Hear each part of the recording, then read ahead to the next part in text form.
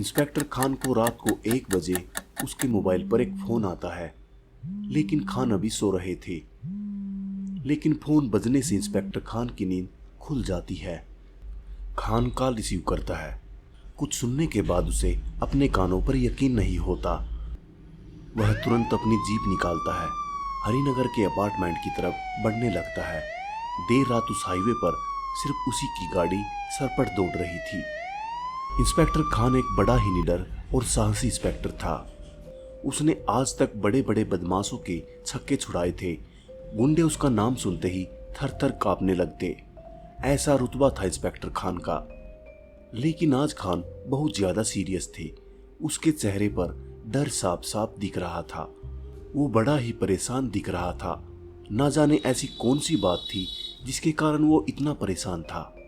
तभी इंस्पेक्टर के फोन पर एक कॉल आता है। हेलो, इंस्पेक्टर खान बोल रहा हूं। दूसरी तरफ से आवाज आई, सर मीडिया को किसने खबर दी? सारी मीडिया अपार्टमेंट के नीचे खड़ी है और हम सब आपका इंतजार कर रहे हैं। इंस्पेक्टर खान ने कहा, सारा अपार्टमेंट सील कर दो। देखो, कोई भी अंदर नहीं जाना चाहिए। तब तक मैं भी पहुंच रहा हूं। फोरेंसिक डिपार्टमेंट से कोई आया? दूसरी तरफ से आवाज आती है, नहीं सर, हमने उनको खबर तो कर दी है, शायद आते ही होंगे। गुड, मैं रास्ते में ही हूं, बस पहुंचने वाला हूं। इसके बाद इंस्पेक्टर खान ने फोन काट दिया और गाड़ी की स्पीड तेज कर दी। तभी इंस्पेक्टर साहब का फोन फिर से बजने लगा। हेलो खान, तुम्हें पता चला? हाँ, मैं वहीं जा रहा हूं। पांडे, तुम कहाँ हो? बस मैं अभी पहुंच ही रहा हूं। तुम्हें क्या लगता है ये किसका काम हो सकता है?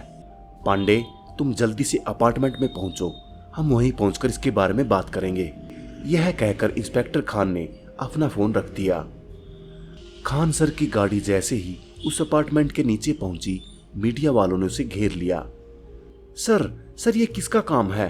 क्यों ये पुलिस वालों को ही अपना शिकार बना रहा है? सर, ये मिस्ट्री कैसे सोल्व होगी और आपको किस पे शक है? सर, आखिर कौन है कातिल? ऐसे ही सवालों से घिरे इंस्पेक्टर ने कहा, देखिए, हम इन्वेस्टिगेशन कर रहे हैं, जल्द से जल्द मुजरिम को पकड़ा जाएगा। बट प्लीज आप लोग थोड़ा कोऑपरेट कीजिए और हमें अपना काम करने दीजिए। ये कहकर खान अपार्टमेंट के अंदर चला जाता है। जैसे ही खान उस रूम के अंदर पहुंचा, वहां का नजारा देख इंस्पेक्टर हैरान हुआ।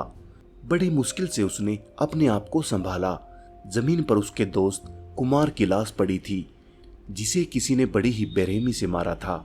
उसका शरीर सीधा पड़ा था, पर उसकी गर्दन टूटकर पीछे की ओर मुड़ी हुई थी, जो उन्हीं के डिपार्टमेंट का साथी था। तभी वहां खड़े पांडे ने इंस्पेक्टर खान को कहा, खान, तुम्हें क्या लगता है कौन कर सकता है इतनी घिनौनी हरकत? खान उस लाश को देखकर बहुत डर गए थे। फिर उन्होंने अपने आप को किसी तरह संभालते हुए हवलदार से पूछा, कब हुआ ये? हवलदार ने कहा, सर रात के करीब 12 बजे हुआ। पास के कुछ लोगों ने कुमार की जोर जोर से चीखने की आवाजें सुनी और फिर उन्होंने हमें खबर दी। जब हम लोग यहाँ पहुंचे तो हमें सर कुमार की लाश मिली। सर, ये किसी मुजरिम का काम तो नहीं लग रहा है। मुझे तो लगता है ये किसी सरपरी का काम है, और इतनी बुरी तरह से सर और कौन मार सकता है? इंस्पेक्टर खान की भौहें ऊपर की ओर चढ़ गई। तभी सब इंस्पेक्टर उसके दोस्त पांडे ने कहा, खान कौन हो सकता है? भला पुलिस वालों को इतनी बेरहमी से मारने की आखिर क्या वजह हो सकती है? पांडे, तुम लाश को पोस्टमार्टम के लिए भेज दो। उसी के बाद हमें पता चल सकता है कि आखिर ये मामला क्या है। तभी छानबीन के दौरान हवलदार को जमीन पर पड़ी एक तस्वीर मिलती है, जो कि एक सुराग हो सकता है। हवलदार ने कहा, सर मुझे कुछ मिला है। और ये कहते हुए खान सर को एविडेंस दिखाया। तस्वीर में एक लड़की थी जो किसी पार्टी में विक्ट्री साइन दिखाए हुए थी, जैसे वे पार्टी करते हुए खूब एंजॉय कर रहे थे। ऐसा लग रहा था उस लड़की की आंखों में एक अजीब सी कशिश थी, लेकिन उसने पार्टी मास्क पहना था, इसलिए उसका चेहरा साफ साफ दिखाई नहीं दे रहा था। उस तस्वीर पर एक निशान भी था, जो कि एक अजीब सा चमकीला निशान। इससे खान सर को लगा कि साइन से शायद वो कातिल को पकड़ पाए। उन्होंने वो अपने पास रख लिया और आगे की तहकीकात में व्यस्त हो गए। अगले दिन पांडे और खान फोरेंसिक लैब की तरफ निकले। गाड़ी तेजी से आगे बढ़ रही थी। गाड़ी में दोनों गुमसुम बैठे थे। दोनों के मन में बस यही बात चल रही थी कि आखिरकार मामला क्या हो सकता है। पांडे और खान ऑफिस में बैठे हुए थे।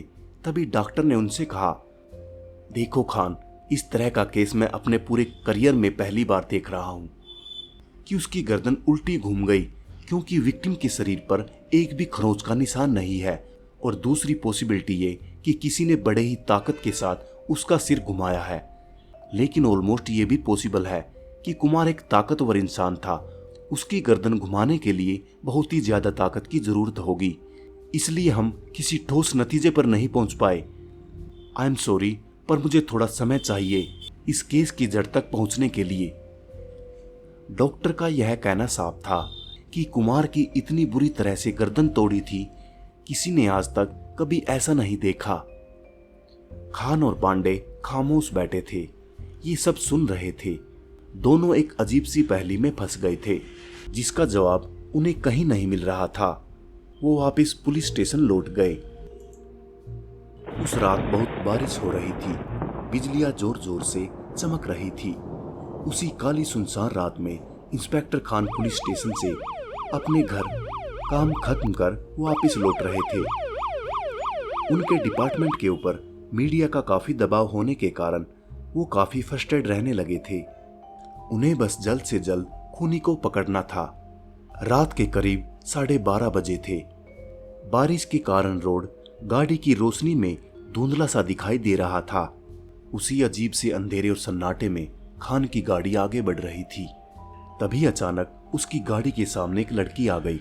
लड़की दौड़कर उसकी खिड़की के पास आई और बोली, माफी चाहती हूँ सर, मैंने आपकी गाड़ी इस तरह रुकवाई। पिछले आधे घंटे से मैं सुनसान रोड पर अकेली लड़की लिफ्ट मांग रही हूँ, लेकिन कोई गाड़ी ही नहीं रोक रहा था। मैं बहुत शर्मिंदा हूँ सर, मुझे माफ करना, पर मैं क्या करती। मेरी गाड़ी अचानक से इस सुनसान रोड पर खराब पड़ गई। मुझे अकेली को वीरानी सड़क पर बहुत डर लग रहा था। क्या आप मुझे घर तक छोड़ देंगे प्लीज? खान सर ने उस लड़की को देखा। वो सर से पांव तक बारिश में भीग चुकी थी। उसकी गाड़ी भी साइड में खड़ी थी, जिसकी पार्किंग लाइट जल रही थी। खान सर ने गुस्से में उस लड़की को कहा, क्या तुम पागल हो? ऐसे गाड़ी कौन रुकवाता है? ये गाड़ी रुकवाने का कौन सा नया तरीका है? अगर तुम्हें कुछ हो जाता तो तुम गाड़ी के नीचे आ जाती फिर। इडियट। उन्होंने गहरी सांस ली और कहा, ठीक है, आकर बैठो अंदर गाड़ी में, तुम्हें छोड़ देता हूं। और वो लड़की गाड़ी में बैठ गई। गाड़ी फिर से उस सुनसान रोड पर आगे बढ़ने लगी। इंस्पेक्टर खान ने कहा, तुम अकेली सुनसान रात में कहां गई थी? तब उस लड़की ने कहा, मैं दोस्त के घर गई थी और अब अपने घर जा रही हूं। मैडम, रात में अकेली लड़की का इस तरह घूमना ठीक नहीं। कौन कैसा हो क्या जाने, और फिर आप जैसी खूबसूरत लड़की को तो ये बिल्कुल नहीं करना चाहिए। खान सर ने ये लड़की को रोमांटिक अंदाज में बोला। फिर वह गुस्से भरी निगाहों से खान को घूरते हुए बोली, पुलिस की गाड़ी थी इसलिए, और फिर आप लोग ही तो हमारी रक्षा करते हो, आपसे कैसा डर? तभी खान हंसते हुए बोला, अरे अरे, आप तो बुरा मान गए। मेरे कहने का ये मतलब बिल्कुल नहीं था। मैं तो मजाक कर रहा था। ये सुनकर वो लड़की अचानक से चुप हो गई और इंस्पेक्टर खान गाड़ी चलाने में व्यस्त हो गया। फिर कुछ देर बाद उस लड़की ने कहा, क्या सब पुलिस वाले आप ही की तरह दरिंदे होते हैं खान? ये सुनकर खान के होश उड़ गए। खान बहुत ही परेशान हो गया और भयभीत आंखों से उस लड़की को देखने लगा। लड़की उसे इस हालत में देखकर जोर जोर से हंसने लगी। लगता है आपकी याददाश्त कमजोर है खान साहब, इतने जल्दी भूल गए। खान को अब उस लड़की से डर लगने लगा था। गाड़ी की स्टीयरिंग पर रखे उसके हाथ कांप रहे थे। इस बारिश में उसके बदन से पसीना छूट रहा था। उसने कहा, आखिर तुम कहना क्या चाहती हो? कौन हो तुम? उसने कांपती हुई आवाज में पूछा। हरामजादे, तू मुझसे पूछ रहा है कि कौन हूं मैं? वो बारिश की काली रात मैं आज तक नहीं भूली, जब तुम 3 दरिंदों ने शराब के नशे में चूर होकर एक अकेली लड़की को लिफ्ट देने के बहाने उसका जिस्म नोच लिया था। बाद में उसे गला घोंटकर मार डाला। फिर चलती गाड़ी से उसकी लाश को इसी सड़क पर पटक दिया था। याद कर हरामखोर, याद कर। पहले कुमार, अब तेरी बारी खान। मुझे माफ कर दो, मुझे माफ कर दो, मैं मरना नहीं चाहता।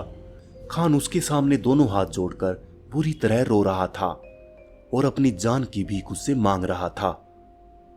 उस लड़की के पूरे बदन से खून बह रहा था और आंखें गुस्से से लाल थी। उसने चिल्लाते हुए कहा, अब मेरी बारी है खान, तू तो गया। अचानक से तेज रफ्तार गाड़ी एक डिवाइडर से टकराई और पलट गई, जिसमें इंस्पेक्टर खान की मौत हो चुकी थी और उनकी लाश बहुत ही बुरी हालत में थी। अगले दिन सुबह पांडे को सूचना मिली कि इंस्पेक्टर खान की रात सड़क हादसे में मौत हो चुकी है। वह जल्दी से एक्सीडेंट वाली जगह पहुंचा जहां खान की लाश पड़ी थी। वह बहुत दुखी था।